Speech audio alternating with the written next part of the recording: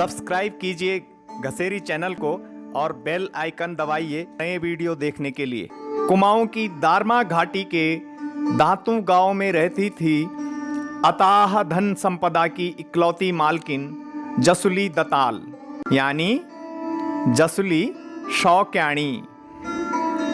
जसुली शौका समुदाय से संबंध रखती थी। दारमा और निकटवर्ती व्यास चौदास की घाटियों में रहने वाले रंग या शौका समुदाय के लोगों का सदियों से तिब्बत के साथ व्यापार चलता रहता था। यही वजह थी कि उनकी गिनती पूरे कुमाऊं गढ़वाल इलाके के सबसे संपन्न लोगों में होती थी। लेकिन कहते हैं कि धन सब कुछ नहीं होता है। अतः धन संपदा की इकलौती मालकिन जसुली अल्पायु में ही विधवा हो गई थी। कुदरत का कहर यहीं पर नहीं थमा। उनके इकलौते पुत्र की भी असमय मृत्यु हो गई। जसुली विधवा होने के बाद निसंतान भी हो गई थी। अब आंसू, अकेलापन और हताशा जसुली के संगी बन गए थे। इस तरह की हताशा में किसी के मन में भी यह बात आएगी कि यह अकूत धन संपत्ति किस काम की। जसुली ने भी वृद्धावस्था में ऐसे ही एक दिन घोर निराशा में फैसला किया कि वह अपना सारा धन धौली गंगा नदी में बहा देगी।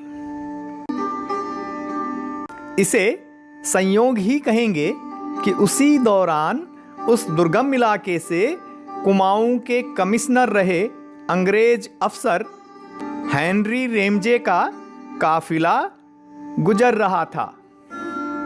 रेमजे लंबे समय तक गढ़वाल और कुमाऊं के कमिश्नर रहे थे।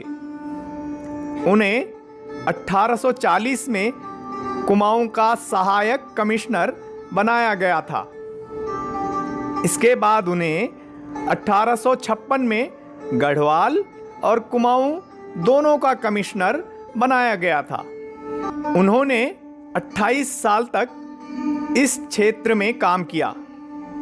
रेमजे अपनी नेकदिली के लिए मशहूर थे और स्थानीय लोग उन्हें राम जी कहा करते थे।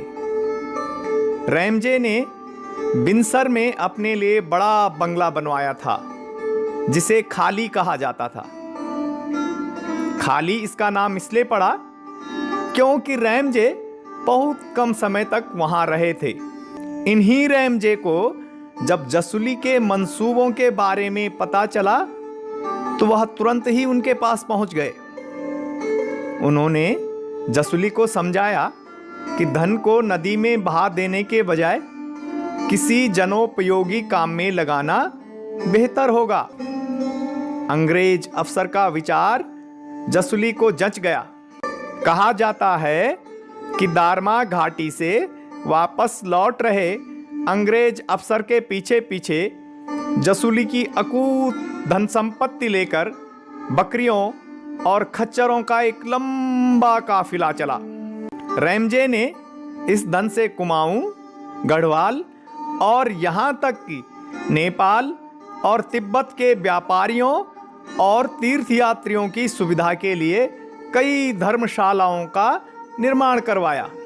आज भी उत्तराखंड में जीर्ण शीर्ण अवस्था में जसुली और रेमजे जैसे नेक दिलों की निशानियां देखने को मिल जाती हैं। सरकार को इन धर्मशालाओं का संरक्षण करना चाहिए। ये पर्यटन की दृष्टि से भी महत्वपूर्ण हो सकती हैं।